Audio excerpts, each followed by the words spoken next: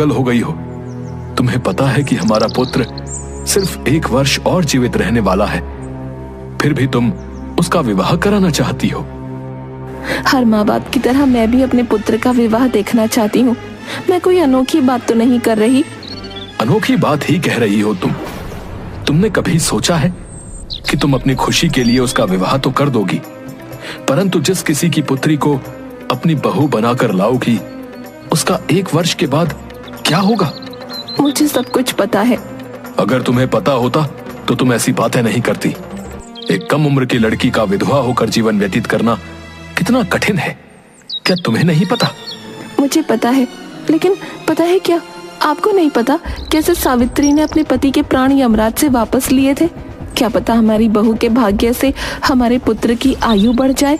तुम्हारा दिमाग खराब हो चुका है। तुम पुत्र मोह में पागल हो गई हो।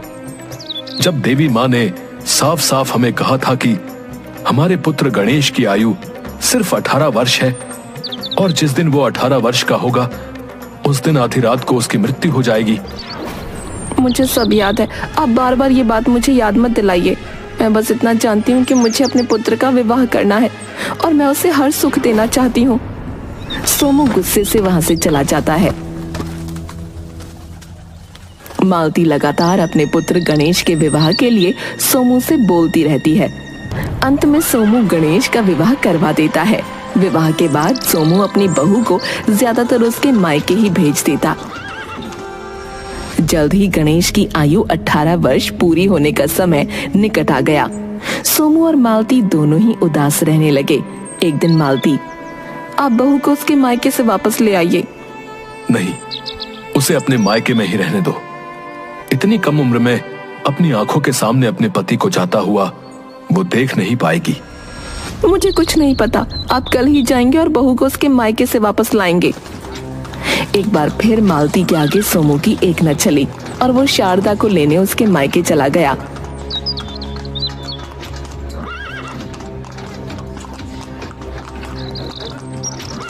रास्ते में सोमू एक पेड़ के नीचे बैठकर जोर जोर से रोने लगा। पिताजी, क्या बात है? आप जब से मुझे लेने आए हैं तब से मैं देख रही हूँ आपका व्यवहार कुछ बदला हुआ सा है। आप रो क्यों रही हैं? क्या आपको कोई तकलीफ हो रही है? तकलीफ तो बहुत हो रही है बहू, मैं तुम्हें क्या बताऊं?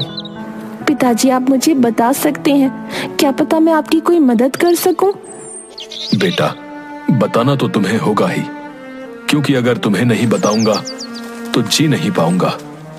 मुझे माफ कर दो, मैं तुम्हारा गुनहगार हूँ। आप ऐसा क्यों कह रहे हैं पिताजी? मैं सच कह रहा हूँ। मालती की ममता में अंधे होकर मैंने तुम्हारे साथ बहुत बड़ा अन्याय किया है। पिताजी, जो भी बात है साफ साफ बताइए। सोमू शारदा को गणेश से जुड़ी सारी बातें सच सच बता देता है।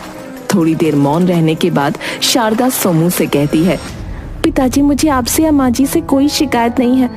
मैं माँ जी का दिल भी समझती हूँ। मैं ये तो नहीं जानती कि मैं सावित्री माँ जैसी पतिव्रता हूँ कि नहीं, लेकिन इतना जरूर जानती हूँ